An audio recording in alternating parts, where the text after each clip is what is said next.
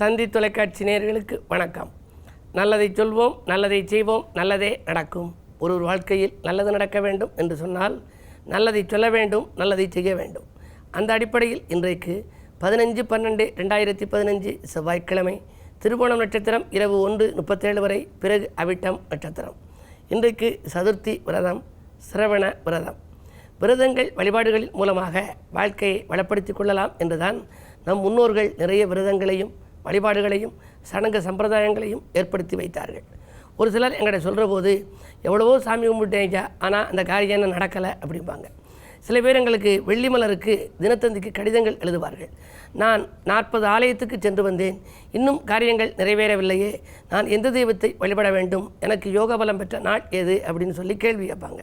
வெள்ளி மலரிலே நல்ல காலம் பகுதியிலே நீங்கள் கேட்கிற கேள்விகளுக்கெல்லாம் இலவசமாக நான் பதில் கொடுத்து கொண்டிருக்கிறேன். அந்த அடிப்படையிலே பார்க்கின்ற பொழுது உங்களுக்கு உடனடியாக பலன் கிடைக்க வேண்டுமானால் உங்கள் நட்சத்திரத்தை முதலிலே நீங்கள் தெரிந்து கொள்ளுங்கள். அடுத்து அந்த நட்சத்திரம் எந்த கணம் என்பதை தெரிந்து கொள்ளுங்கள். நீங்கள் தேவகணத்தை சேர்ந்தவர்களா, மனித கணத்தை சார்ந்தவர்களா, ராட்சச கணத்தை சார்ந்தவர்களா என்பதை அறிந்து கொள்ளுங்கள். தேவகணத்தை சார்ந்தவர்களாக இருந்தால் தேவர்கள் உங்களுக்கு நண்பர்கள் மாதிரி. எப்படி ஃப்ரெண்டுகிட்ட நீங்கள் ஒரு காரியத்தை சொல்கிறீங்களோ, இன்றைக்கி செய்யலை சார், நான் நாளைக்கு எப்படி அவசியம் செஞ்சிடுறேன் அப்படிம்பார். ஒரு முறை செய்யாத காரியத்தை நான் மறுநாள் முடித்து கொடுப்பதாக சொல்லுவார் நண்பர், மறுநாள் முடித்து கொடுத்து விடுவார்.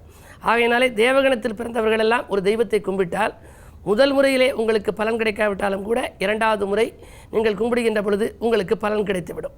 அதே நேரத்தில் நீங்கள் ராட்சச கணமாக இருந்தால் நீங்கள் கூப்பிட்டவுடன் அந்த தெய்வம் ஓடி வந்து விட வேண்டும். எனவே நீங்கள் கூப்பிட்டு ஒரு முறை கும்பிட்டாலே போதும், உடனடியாக பலன் கிடைக்கும்.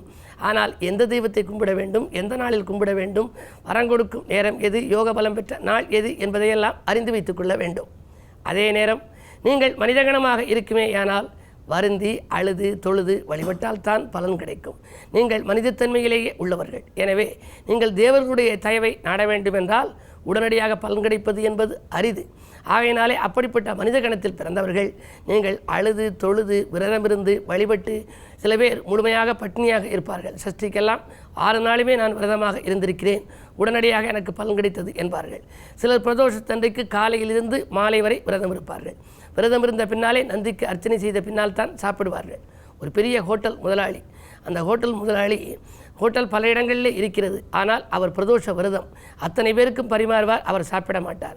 ஏனென்றால் அவர் அப்படி விரதம் இருக்க பிரதோஷத்தன்றைக்கு அவருக்கு தொழில் நன்றாக வளர்ச்சியடைந்து கொண்டே வந்தது. இப்படியெல்லாம் அழுது தொழுது விரதமிருந்து உடலை வருத்தி கொண்டெல்லாம் பலன் கிடைக்க வேண்டும் என்றால் அவர்கள் மனித கணத்தில் பிறந்தவர்களாக இருக்க வேண்டும். இப்படிப்பட்ட கணங்களுக்கெல்லாம் அதிபதி கணபதி. இந்த கணபதியை நீங்கள் முன்னிறுத்தி முதலிலே வழிபட்டு விட்டு பிறகு நீங்கள் தெய்வங்களை தேர்ந்தெடுத்து கொள்ள வேண்டும். எந்த கணத்தில் எந்தெந்த நட்சத்திரத்தை சார்ந்தவர்கள் என்பதை பற்றி நாளை நீங்கள் அறிந்து கொள்ளலாம் என்று சொல்லி இன்றைய ராசி பலன்களை இப்பொழுது உங்களுக்கு வழங்கப் போகின்றேன். மேசராசி நேயர்களே, பேச்சாற்றல் மிக்கவர்கள் பின்னணியாக இருந்து உதவிக்கரம் நீட்டுகின்ற நாள் இந்த நாள். பிடிவாத குணத்தை கொஞ்சம் தளர்த்தி கொள்ளுங்கள்.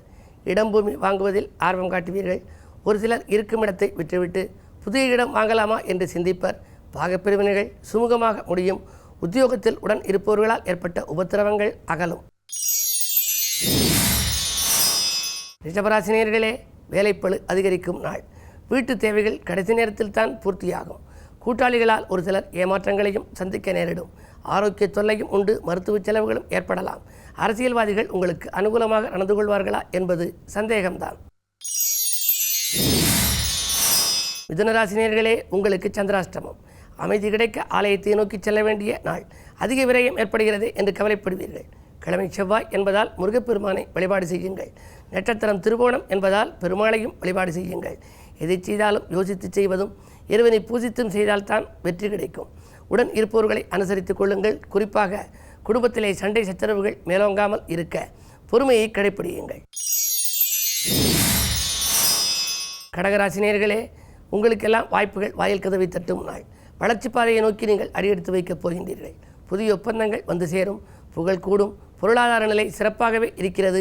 தொட்ட காரியங்கள் வெற்றி பெறும் நாள் இந்த நாள்.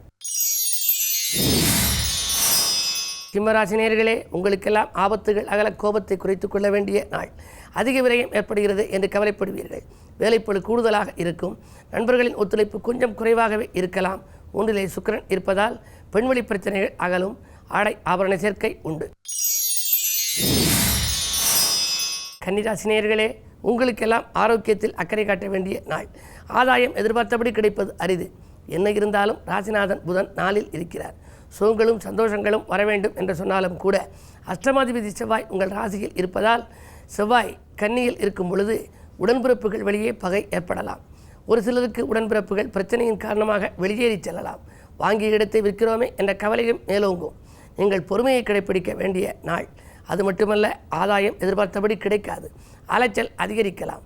எனவே இன்றைக்கு கிழமை செவ்வாய் என்பதால் மாலை நேரத்தில் முருகப்பெருமானை வழிபட்டு முன்னேற்றத்தை எல்லாம் கூட்டிக்கொள்ளுங்கள். துலாம் ராசினியர்களே, மாற்று மருத்துவத்தால் உடல்நலத்தை சீராக்கிக் கொள்ள வேண்டிய நாள். மகிழ்ச்சி கூட அருகில் இருப்பவர்களை நீங்களும் அனுசரித்துக் கொள்ள வேண்டும். விரயங்கள் அதிகமாக இருக்கலாம். செய்தொழிலை மாற்றம் செய்யலாமா என்ற சிந்தனை மேலோங்கும். பாதியில் பல பணிகள் இருக்கிறதே என்று கவலைப்படுவீர்கள். பெண்வழி பிரச்சனைகள் இன்னும் சுமூகமாக முடியவில்லையே என்ற கவலையும் மேலோங்கும். பயணங்கள் அதிகரிக்கும். பயணத்தால் விரயங்கள் தான் உண்டு. விருச்சிக ராசினியர்களே, உங்களுக்கெல்லாம் புகழ் கூடும் நாள். பொருளாதார நிலை சிறப்பாகவே இருக்கிறது. புதிய பொறுப்புகள் வந்து சேரும். பொதுநலத்தில் இருப்பவர்களுக்கு புகழ் கூடும். நீண்ட நாள் ஆசை நிறைவேறும். நிகழ்கால தேவைகள் பூர்த்தியாகும். தொழில் சம்பந்தமாக புதிய ஒப்பந்தங்கள் வந்து கொண்டே இருக்கும். இந்த நாள் உங்களுக்கு ஒரு இனிய நாள். தனுசு ராசினியர்களே, உங்களுக்கெல்லாம் இல்லத்தில் உள்ளவர்களை அனுசரித்து செல்ல வேண்டிய நாள். எதை செய்தாலும் ஒரு முறைக்கு பல முறை யோசித்து செய்யுங்கள். 10 செவ்வாய் விரையாதிபதி 10 இருப்பதால் தொழிலில் உங்கள் கவனம் செலுத்துவது அவசியம். அப்படி கவனம் செலுத்தாமல் நீங்கள் நண்பர்களை நம்பி செய்திருந்தால் அதில் ஏமாற்றங்களை சந்திக்க நேரிடும். வேலைப்பளு கூடுதலாக இருக்கிறது என்று நினைப்பீர்கள். மாலை நேரத்தில் வரும் பயணத்தால் மகிழ்ச்சி ஏற்படும் என்று நீங்கள் நினைத்திருக்கலாம். ஆனால் மனக்கசப்பு தரும் சம்பவம் தான் நடைபெறப் போகின்றது. எனவே பயணத்தை மாற்றி அமைத்துக் கொள்வது நல்லது. மகர ராசி நேயர்களே, உங்களுக்கெல்லாம் இன்றைக்கு கருத்து வேறுபாடுகள் அகன்று கவலைகள் தீரும் நாள். கொடுத்த காரியத்தை எளிதில் முடித்து வெற்றி பெறுவீர்கள். உங்களுக்கு வாகன யோகம் உண்டு. புதிய வாகனங்கள் வாங்குவதற்கு அடிபட்டிருந்தால் அது வாகனம் வாங்கும் முயற்சியில் வெற்றி கிடைக்கும். தொழிலில் புதிய கூட்டாளிகள் வந்து இணைவர். பழைய பங்குதாரர்களை விலக்கிவிட்டு புதிய கூட்டாளிகளின் மூலமாக பொருளாதார நிலையை பெருக்கிக் கொள்வீர்கள். பஞ்சாயத்துக்கள் நல்ல முடிவுக்கு வரும். தாய் வழி ஆதரவும் உண்டு. பெற்றோர் வழி பிரியத்தின் காரணமாக ஒரு தொகை உங்களுக்கு கிடைக்கலாம். இந்த நாள் உங்களுக்கு ஒரு இனிய நாள். கும்பராசி நேயர்களே, உங்களுக்கெல்லாம் பணச்செலவு அதிகரிக்கும் நாள். பக்கபலமாக இருப்பவர்களாலும் செலவு ஏற்படும். பக்கத்தில் இருப்பவர்களாலும் செலவு ஏற்படும். குடும்பத்திற்கு தேவையான விலையுந்த பொருட்களை வாங்குவது நல்லது. 8 செவ்வாய் இனம் புரியாத கவலை மேலோங்கும். எலும்பு நரம்பு சம்பந்தப்பட்ட பாதிப்புகள் ஏற்பட்டு அகலும். மாலையில் மருத்துவ செலவு உண்டு. நேற்றைய பிரச்சனை இன்னும் பாதியிலேயே நிற்கிறதே, முடிவடையவில்லையே என்று கவலைப்படுவீர்கள். என்ன இருந்தாலும் இந்த நாளை இனிய நாளாக அமைத்துக்கொள்ள முருகப்பெருமான் வழிபாட்டை மேற்கொள்ளுங்கள். மீனராசினியர்களே, அவசரமாக முடிவெடுப்பதை தவிர்க்க வேண்டிய நாள். ஆதாயமில்லாத அலைச்சல் அதிகரிக்கும். 8 மறைந்த சுக்கிரன் உங்களுக்கு நிறைந்த தனலாபத்தை கொடுத்தாலும் கூட 7ஆம் இடத்திலே ராகு, லக்னத்திலே கேது.